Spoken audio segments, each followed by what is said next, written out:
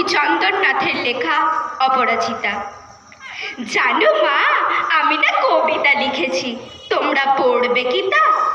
মার কাছে গিয়ে খাতা মেলে ধরে ছোট্ট অপরাজিতা। রাগী চোখ মেলে মা তাকে বলেন, মাথা কি খারাপ হলো?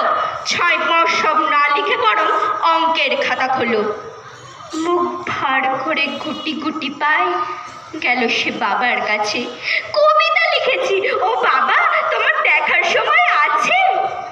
মুখটি না তুলে বললেন বাবা, কবিতা লিখেছ? বেশ, পড়বো তো বটে, আগে খবরের কাগজটা করি শেষ। অগত্যা গেল দিদিটির কাছে, ডাকলো সে, দিদি আয়, দেখ না কেমন ছবিটা এঁকেছি ছোট্ট এই কবিতায়। দিদির 2 চোখে টিভি পর্দার ঝলমলে রোশনাই।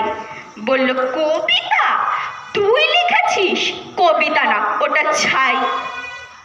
অপরাজিতার চোখ ছল ছল, বুকে কান্নার ঢেউ।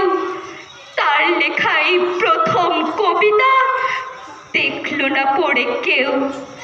একা ঘরে বসে সামনে তাকালে মালাতে সাজানো ছবি। স্নিগ্ধ 2 চোখে রয়েছেন যে সহজ পাঠের কবি। কবিতার খাতা মেলে সে ধরল, ঠোঁট দুটো থর থর।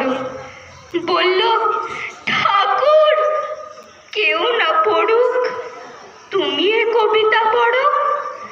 কি জানি কি করে কি যে হয়ে গেল।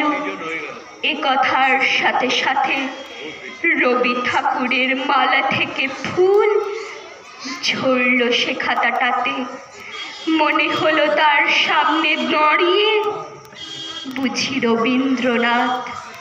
মাথার ওপর রাখলেন তাঁর আদর মাখানো হাত। ধন্যবাদ।